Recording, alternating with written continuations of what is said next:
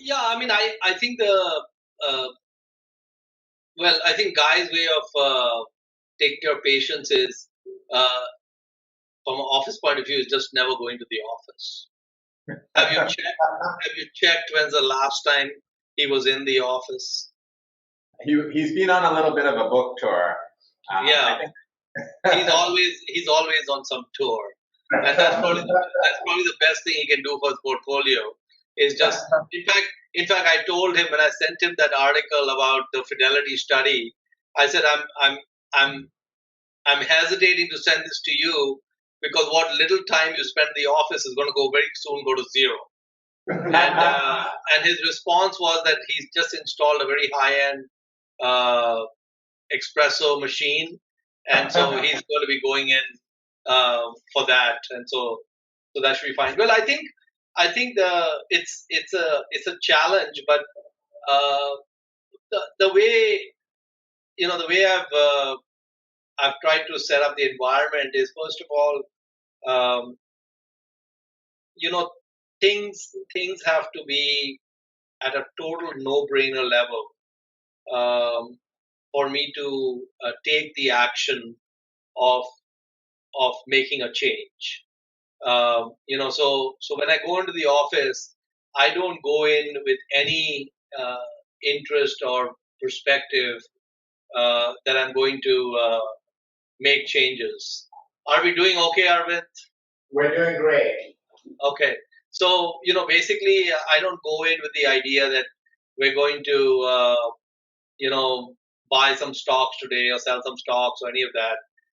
I just don't have that. In fact, normally when I'm putting trades in, I put them in after hours so that the markets being open has very little impact. And then the second is that, you know, I have many other activities that I'm involved in outside of uh, buying and selling stocks. I mean, I don't run the foundation, but I do have some time that the foundation takes. Certainly, Thando takes some time.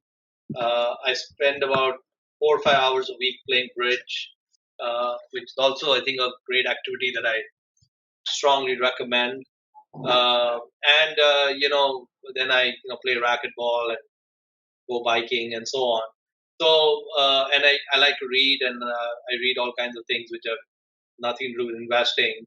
And so basically, there's I would say that I enjoy learning about businesses, and I enjoy understanding what they're worth and so on and so forth. But the thing is that to get to the point of making investments, usually they have to be at hit you between the eyes, total no brainer, because I have to then sell something to make room and so on. So that's generally how I manage it. The other way to um, I would say to manage the environment is to not have a team. So if you are in a structure where there are other partners or analysts or associates, then everyone's going to come to work with the idea that we're going to do something today and we're going to change the world today, and all of those things. And I think that would be a negative. I don't have a blue book terminal.